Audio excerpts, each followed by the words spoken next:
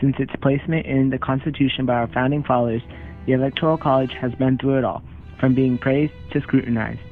Originally, it was developed as a compromise for it to be the medium between an election of the president by a vote in Congress and an election of the president by a popular vote of qualified citizens.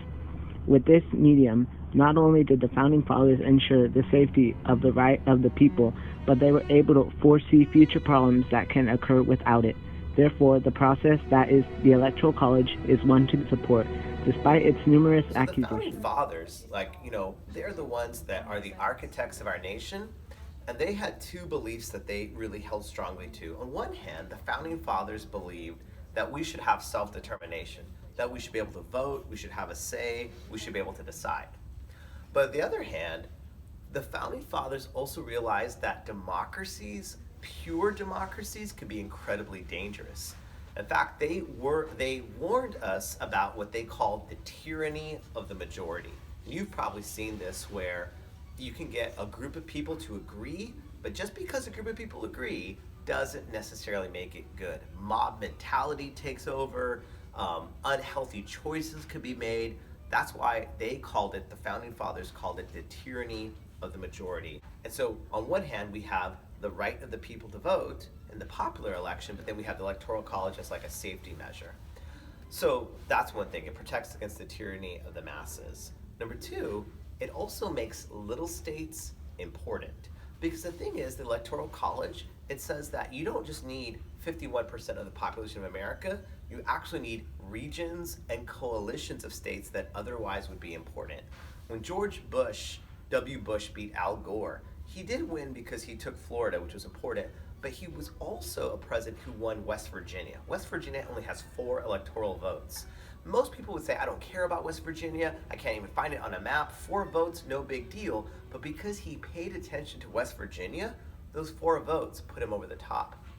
If we're just having a simple majority, you know where I'm gonna spend all my time? LA, New York, Chicago, Houston, Texas, Miami, Philadelphia. I'm not gonna ever care about West Virginia, though that gave Bush the election in 2000. I'm never gonna go to states like Iowa, but to this day, the Iowa primaries is one of the most important primaries that people focus on. The beauty of the Electoral College is that states that were otherwise unimportant and not valued now become central to. This is what democracy looks like. Show me what democracy looks like. This is what democracy looks like. Democracy is usually defined as rule by the people, and the Electoral College does not necessarily reflect every individual's ideal, as there are the times in U.S. history where the popular vote has elected or chosen, I should say, one candidate, whereas the Electoral College has chosen another or different candidate. For example, in Texas, a liberal living in Texas will cast a vote for their liberal candidate and then find themselves totally unrepresented by the all or nothing system of the Electoral College, in that vote doesn't get passed on in any way, shape, or form through the Electoral College as a vote towards the opposing candidates. And our Electoral College votes are actually equal to the amount of representation we have in Congress in each state. So we have some states like Wyoming. Wyoming gets one because every state gets at least one representative in the House of Representatives. They get 2 members of the Senate. They have 3 Electoral College votes with less than 640,000 people living in that entire state. Whereas on the other hand, you've got California, a very populous state, whose population is reflected in the House of Representatives, but they again only get the 2 senators. The weight of the votes in each of those states differs greatly, with Wyoming voters having a much more heavily weighted vote than those in California. The counter-arguments that have been presented do point out some issues, but when looking at how the Electoral College was created, those flaws were put in with a purpose. For instance, small states are given a more weighted vote as to protect the interest of voters so that they won't be ignored and overlooked by the presence of larger, more influential states. Yet when looking at past historical examples, there are many attempts to try to find a solution to this dispute, and all fail to reach a compromise. Only one has ever come close to ratification, the runoff solution.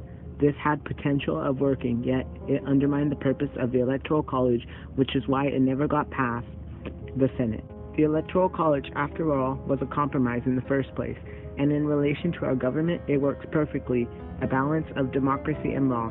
That is why the main issue with the counter-argument is the fallacy that our government is a democracy. Our government isn't a democracy, rather it is a republic, because our founding fathers knew that democracy isn't a stable system as it can develop easily into a mob mentality. Therefore, when balancing everything into account, the only solution is to keep the Electoral College and use it to its fullest, exploiting the falls it has by campaigning in the states and winning the majority there individually rather than the entire country, as intended by the Founding Fathers. In fact, John Adams, who was Vice President of the United States and then later President of the United States, he said about direct democracy, he said, "Democracy never lasts long. It soon wastes, exhausts itself, and murders itself."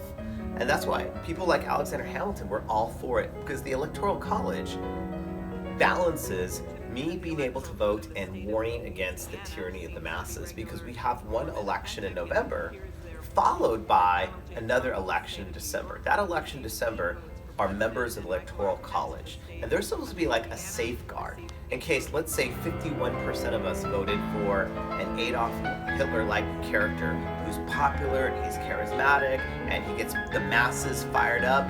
The Electoral College is like the brakes on mob thinking.